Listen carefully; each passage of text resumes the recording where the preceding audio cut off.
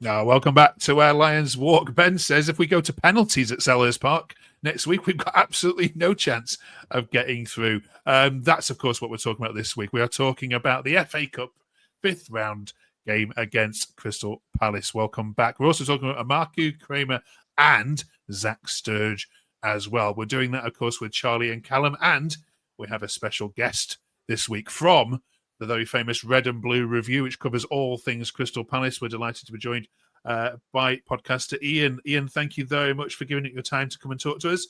How are you doing? Evening, Mark. Yes, I'm very well, thank you very much. And very much looking forward to this chat and to the game next Saturday. Yeah, for sure. We'll try and keep these two on a bit of a leash before we go. But let's just talk about what we've seen the video when Palace were, of course, playing in the 4th round at half time and the draw's being made, or before the game of the concourse. Yeah. And the celebration, it was like you'd won the cup to draw Millwall. Just explain the bit of the background of that to obviously a neutral and to young Millwall fans here. Yeah, well, I'm really pleased that you mentioned that, Mark, right at the top of the chat, because I was on that concourse at Doncaster for the 4th round draw, for the 5th round draw in the 4th round. And, of course, it was on a Monday night, so most of the ties had already been played. And, we're in the ground, and it's a nice little modern lower league ground, Doncaster. I don't know if you boys have been there, but it's a nice little ground. There was only one TV that was working. And, of course, it was quite early in the draw. We were drawn out at home. There was a massive cheer that we were at home. And then when they drew out the Millwall, I couldn't actually see the TV. I couldn't get near the TV. The roar was unbelievable. It was like we won the game already. We won the cup, as you say. And there was absolute delight that was the tie that we got at home in the 5th round. Absolutely. It's brilliant. Best moment of the night, actually. I mean, the game was pretty insignificant following that, to be fair. Okay. Let's get from a Millwall perspective. Callum, when we've spoke before, but when you drew Crystal Palace away, what was your initial reaction? I was over the moon, to be honest with you. Listen, I mean, we had the last time we played Palace in the Cup, it didn't end well at home.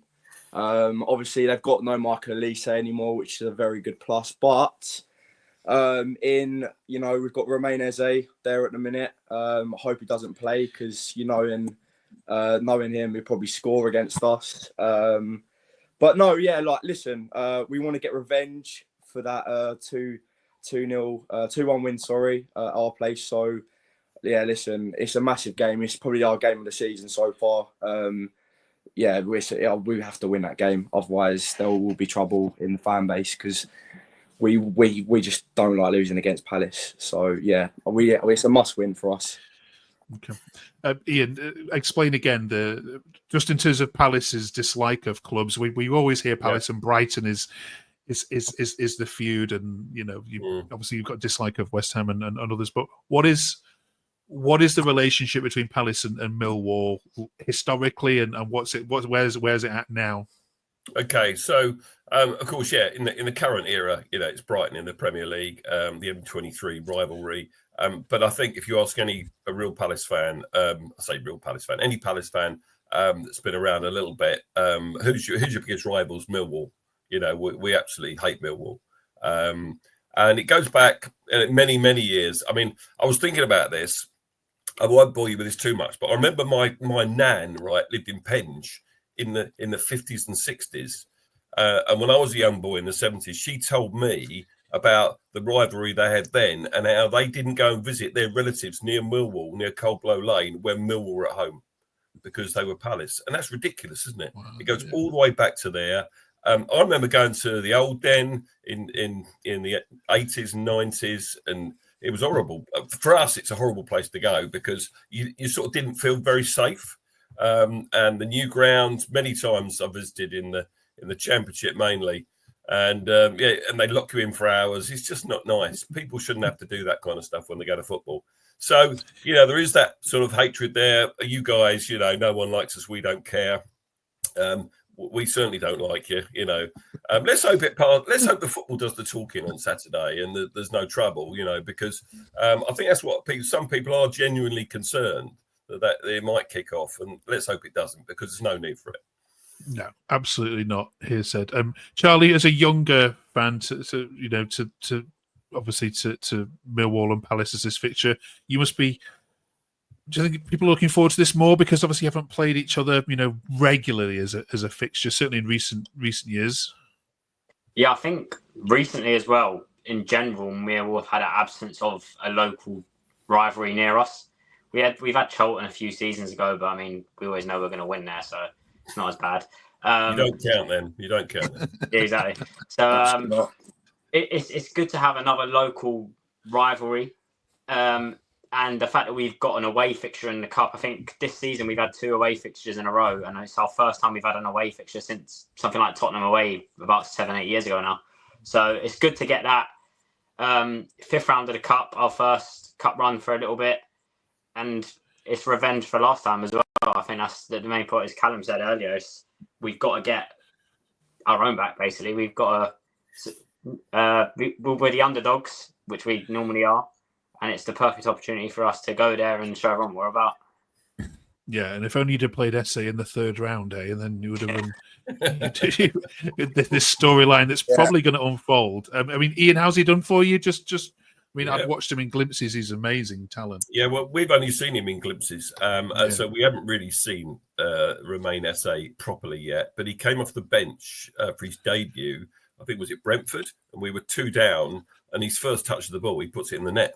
Munoz gets down the right, crosses it for him. He had a bit to do as well, to be fair, but he scores and he celebrates. And then people are going, "Why is he celebrating for a 2-1, a 2-1 defeat like a knee slide?" Well, it's his first goal in the Premier League in front of a full Selhurst Park, so you can't blame the kid. He had more minutes at Doncaster. I think he came off the bench there as well, but he had about half an hour at Doncaster. So that's all I've seen of him. He was an unused substitute at the weekend. Few times this season since he's been at the club, a lot of Palace fans are sort of asking for him to come on. They prefer to see him come on instead of someone like Kamada, but we shall see. I don't think he'll start him for what it's worth. I think Glasner will go really strong. He has done in the Carabao this season and in the other rounds of the FA Cup, so he's going to go strong and he'll play near, if not our best side, I think. And Remain SA at the moment, guys, he doesn't get in our team. And he was your best player, wasn't he? Is that right? Yeah. It's the levels, though, isn't it? Yeah, it is, mate. The levels. It's the levels. I mean, that's the one thing that kind of, annoys me a little bit, is that you see the level now between the Championship and the Premier League. And obviously Palace are now, a mainstay in the Premier League now for was it like 8 years now, Ian? Is it 8 years now? 12, Callum. 12. Yeah, 12. So... 8 or 12, so yeah. So, but no, it's just the levels, though, isn't it, really? I think between the Premier League and Championship, I mean, Palace's team now is just, they're doing very well at the moment. So, yeah, it's going to be a tough game, but hopefully there's a cup upset. Hopefully. Well, the cup's a leveler, isn't it? It's a great leveler, the FA Cup. We've seen shots down the years. Not too many this season, but Plymouth beating Liverpool. All right, they put an under-strength side out, but they still beat them. So, anything can happen on the day. It's 90 minutes of football, or 90 minutes plus 10 minutes, whatever it is these days. But yeah, it is a leveler, the FA Cup, for sure. So, you start equal, for sure. We will let you go, I think, at that point, Ian, before this gets any more pressures. But let's get some score predictions for us. Charlie, do you give yourself any hope? Yeah, to be honest, as we said, it's the magic of the cup. And I think, honestly, if we score first, we get that chance. I think we could hold on. It's going to be a tough game. A little bit of me sees it going to extra time. And then I think maybe at that point you might see the difference between Championship and Premier League if that does happen. So I'd maybe go with either a 1-0 us, like a good old-fashioned Millwall performance, holding on, defending with our lives, or it'll be like a 2-1 Palace again, I see. Okay, that's fair. Ian? Have you watched much of Millwall? Sorry, I haven't asked you that. No, to be fair, guys, I'm sorry, I haven't seen much of Millwall this season. I haven't missed much anyway, it's fine. I did have a quick look to see where you were in the league. I saw you beat Derby 1-0 away at the weekend, so well done for that. Yeah, I mean, you're I suppose what you could cling on to is that our home form is nowhere near as good as our away form. We've just won 4 Premier League games, 2-0 away from home, 4 consecutive away games. We've lost our last 2 league games at home. We play Villa tomorrow night, So that's the tough one, 7:30 at Selhurst. But I'm still going for a Palace to win 3-0, I think, fairly comfortably, and through to the quarterfinals of the FA Cup. It's probably all we've got to play for this season. We're safe from relegation, and we're not going to get into Europe. So winning the FA Cup or even get to the final would be amazing, and that's what we want. All right. Brilliant. Thank you very much, Ian. If you're a Crystal Palace fan and somehow have stumbled across this Millwall channel and are watching it and haven't yet discovered the Red and Blue review, then I'm sure you have. But do give Ian a follow. We'll put the link to Red and Blue review on Twitter in the description of this video. I'm a neutral, so I'm allowed to wish you both the very best of luck, and thank you very much, Ian, for giving up your time and talking to us this evening. Enjoy the game. Cheers, Mark. You're welcome, and good luck for the rest of the season, lads. After Saturday. Cheers. Cheers. Thank you so much. Right, let's crack into the derbies. He was nice, wasn't he? Yeah, nice, wasn't it? Yeah. And that's probably one of the first Palace fans I've ever witnessed that's actually been quite pleasant to Millwall. All right. Okay. Let's have a quick chat then about the we know the derby game is gone now, but just some thoughts on the derby. Amakhu came on. Oh my goodness, he caused so many problems, Charlie. Now everyone is saying effing start Amakhu at Palace, please. Charlie, does that ring true for you? I think on Saturday we saw what we know Amakhu has in his locker. We saw his pace come into play. Saw him running at a man. He got the ball in the box for the goal. I think same for him to start at Palace. It's a good shout because obviously Connolly's out cup tied. So we do need someone on that left-hand side. But I don't know if maybe he has just come back from injury again. We know he's record with injury. So I don't know whether I'd say throw him in straight away to start. But it would be... It's something I would like to see eventually. But I think for now we play it safe and sort of keep him being reintroduced to the squad slowly. And hopefully bring him on against Palace, against tired legs to get in behind. Okay. Colin, do you agree with that? Yeah, I'd agree. I'd say my mainstays on the wings would be Aziz and Negley at the moment. I'd stick Amakhu on the bench and bring him on as a super sub towards the end of the game. Okay. I want to talk about Tristan as well. It seems to be going by his first name more than anything else. Yes, some performance, as says the official admin. Danny says he's been absolutely fantastic since he's arrived. William says he needs to understand the overlap. Though, what have you made of him, Charlie? Towering performance against Derby. Yeah, I mean, I think he's becoming a strong part of this dressing room as well. I think that's what we saw on Saturday, especially at the end of the game. If you look at him celebrating with the lads, he looks like a big leader within the squad. I actually think he does quite well on the overlap, especially for a 6'4" centre back playing at right back. I think he does quite well to get up the pitch, and he causes trouble. The one thing I would say he needs to improve on is his throw-ins, to be honest, because there's sometimes I'm looking at the screen thinking, oh my God, if I was doing that in Sunday League, I'd be pulled up for it. So, yeah. Okay. Right, fair enough. One other player we must mention as well, and this is what I love about Millwall, and I've said this time and time again, is development of players. And I think that's what we're going to get with Alex Neil. And here's another one. ZacK Sturge, first of Millwall appearance. Dave says the young fellow looked quick. He was able to attack and defend with confidence. Great debut. And Barry says, I like the look of this kid. Callum, do you like the look of this kid? I do. I agree with Dave and Barry. I think when he came on for Joe Bryan, I thought he was brilliant. I thought defensively he was solid. He could overlap as well with Aziz. Obviously Joe Bryan, we haven't actually got any news on how bad his injury was, but he couldn't walk off. He had to be helped off the pitch. But no, I think he needs to come in and start. I think he'll probably start against Palace. Depending on how Joe Bryan is. But yeah, he's going to be brilliant for us. And I've been wanting him to start maybe earlier, if I'm being honest. Because obviously, Joe Bryan's had his ups and downs this season. But yeah, I think now it's time for him to show what he's got in the team. Okay. We haven't, so far, the three of us, given Alex Neil much credit on here. We've kind of been praising the players and, praising, the results, but is it time we just pause and actually give him some credit, Charlie?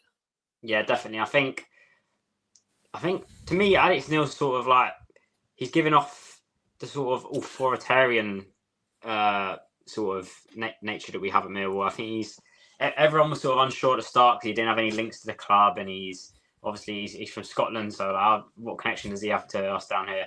But I think the way he talks in these interviews has impressed me very much. He's straight to the point. He's not. I mean, I think there's a clip going around this week of Matt Bloomfield speaking after the Watford Luton game in the week, and he said we had a good start in 5 to 6 minutes, and that's something I don't think you'd hear from Alex Neil. I think he's very honest, and the way he's got us playing, apart from the Plymouth game, I'm very impressed with. Okay, no one's talking about Millwall for the playoffs. Not a single kind of forecast. Everyone's talking about Frank Lampard and Coventry, and there's always a team, isn't there? Just like one of those horse races, just comes up on the outside rail. Callum, do you harbour any hopes that it might be Millwall knocking Frank Lampard out of the 6th spot? No, I don't. I'm going to be totally honest. No, I think you look at the Plymouth performance. And, the Preston performance wasn't great. Defensively, we still shipped goals, sloppy goals. I remember actually me and Charlie had a conversation over Twitter the other day about how bad the Preston goal was. But yeah, defensively, we shipped goals that we shouldn't concede. I honestly believe we're just a mid-table team this season, Mark. I'd just, a good cup run. Hopefully we get through on Saturday. But mid-table for me would be perfect, and then we can build in the summer and ship players out and get brand new players in. That would be I don't think the playoffs is a real go for me, to be honest with you. But you never know. But for me, I think we're mid-table. I think this season. Okay, all right. How many points do you suspect you're going to get for the next couple of games, then, Charlie? It's a hard one to put into it. I think a lot of it depends on Saturday. I do think if we manage to get a result at Crystal Palace, that will be our concentration. I think that's where a lot of our energy will go. We do also have hard fixtures coming up, and it is going to be tough for us. So I think if we can steady the ship at home, I'd like to see probably like 7-8 points out of our next 5, 6 games. I think that would be realistic because, as Callum said, we're still not the finished article. I don't think we're going to push for the playoffs. I don't think we're ready for the playoffs yet, in all honesty. I think we're still a team that's learning the personnel, and it would be good to see us try and... I think really we want to see the link-up in games, because the Derby game was really scrappy at times. And I think what we want is them players to gel, link, and then, as Callum said, get ready to go again in the summer. Okay. We'll chat more about Bristol City next week on the channel. And then, of course, looking ahead to Watford away as well. 2 teams that are pushing for that play. If you beat both of them, I wonder if your answer to my question might change. We'll find out in the coming weeks. Do stay with us and do drop us a like and subscribe if you haven't done so already. So many great comments and respect for these two and all their views, as young as they are. They've got some very decent views amongst them. However, one last question this week for all of you watching, and do join in with a bit of fun with it. We're asking, which fan base would you like to see the back of following relegation this season? Now, it's great not to see Millwall involved in this conversation. Last season at this point you were. But yeah, 3 of these 9 are going to drop. We're asking you not which ones you think will, but which ones would you like to? Callum, who gets on your nerves the most? I'm going to go Luton. Love to see them go get a double relegation. Nice and simple. Okay, nice one, Charlie. To us, there's none there that I really dislike the fan bases, but I would say for me Oxford, just purely based on Oxford away. It was just it was one of the worst away days I've ever been on. I don't know. Yeah, I didn't like it there, so I'll go Oxford. Okay, we've got rid of Oxford for away. Is it the 3-sided ground, or it is the stadium's in the middle of nowhere, isn't it? It's not. Yeah, it was just horrible to get to. Yeah. Okay. All right. Let us know in the comments and who else you would get rid of and for what reasons. Right, you lot. I shall be watching you against Palace. on Saturday in the pub somewhere. So make it a good one, please. And we'll catch you next week. Hopefully talking about the football and nothing else. Be on your best behaviour. See you next